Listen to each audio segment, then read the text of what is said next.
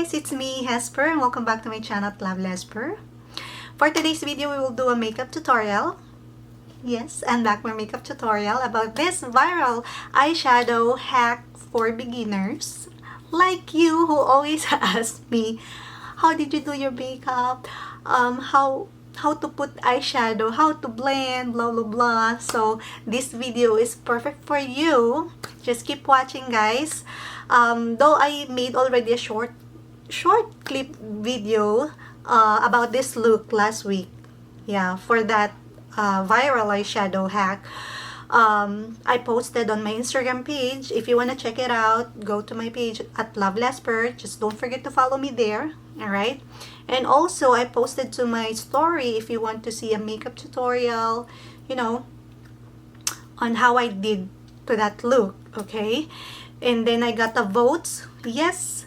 So this video is all for you, whoever voted yes to my post. Okay? Just don't forget to subscribe, like, and share, and comment down below your request video for our next content. Alright? Hindi ko na patatagalin. This is very easy and quick. I got you. Don't worry. Alright? So, without further ado, let's begin. Okay, first we will use a primer.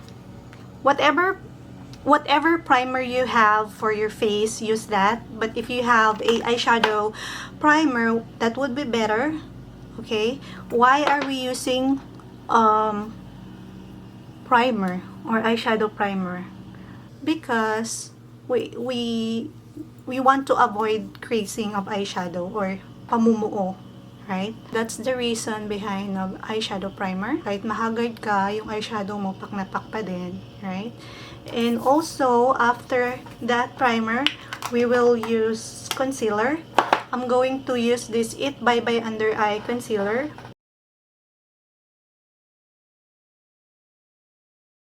We just put ample amount because this is very heavy concealer. And I'm using this flat brush. So if you're asking why we need to put concealer before putting eyeshadow, so that it would be more defined yung eyeshadow natin, or mas pak na pak, ganun. And then we will use a sponge or blending sponge para lang maganda ang kanyang blend. After that, we will use a translucent powder para lang maset natin yung ating concealer. For the powder, we will use this brush. Yan. Kung wala naman, okay lang. Sponge na lang din. You can use any sponge. Ganyan. But me, I'm going to use a brush. After that, we will proceed now to our eyeshadow. We will pick 4 different colors eyeshadow. And we'll stick to the very basic colors which we did to our recent look last week.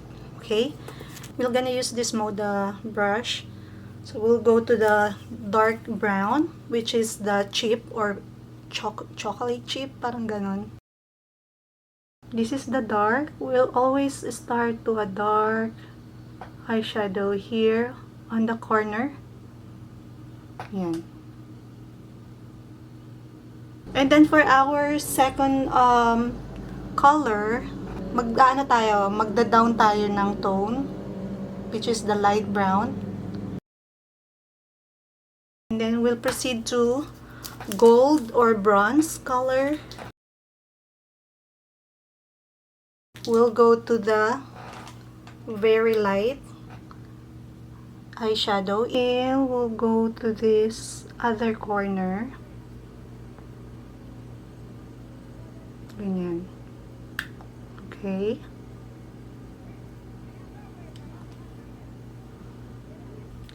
And then we will use a blending brush.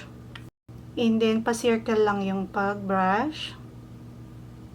And very light lang yung kamay. You see my hand? That's how the stroke is. Very light lang dapat. That's the key for blending your eyeshadow. Okay? And then, if you want to make it look more defined, just do the same again. Tapos, same thing, yung step by step. Ganun yung gagawin natin para ma-achieve natin yung look last time. Kapalan nyo lang siya. Huwag kayong matatakot. Practice is the key. Okay? Practice lang ng practice. Ganyan.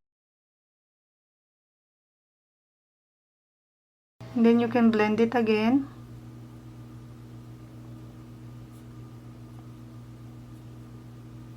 Ganyan.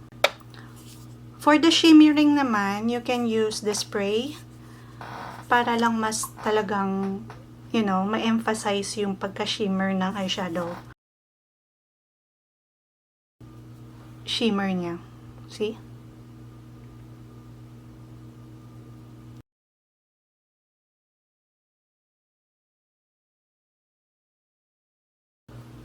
Okay? And then, go back for blending.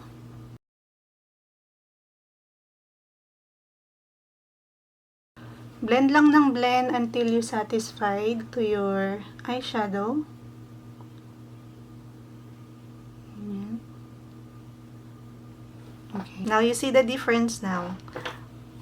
Ang laki ng eyes ko dito. Oh. Talagang open wide.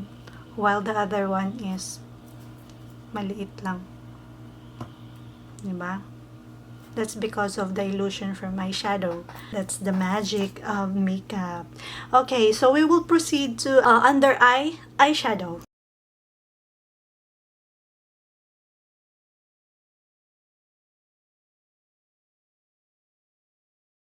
And then shimmering. Don't forget the shimmering on the corner.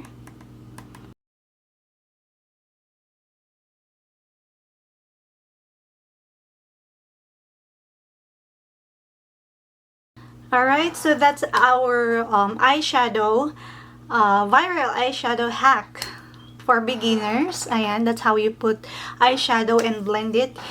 To complete this video, I will put the rest of it, you know, for foundation, blush, and lipstick, eyelashes, everything, guys. Okay, don't worry.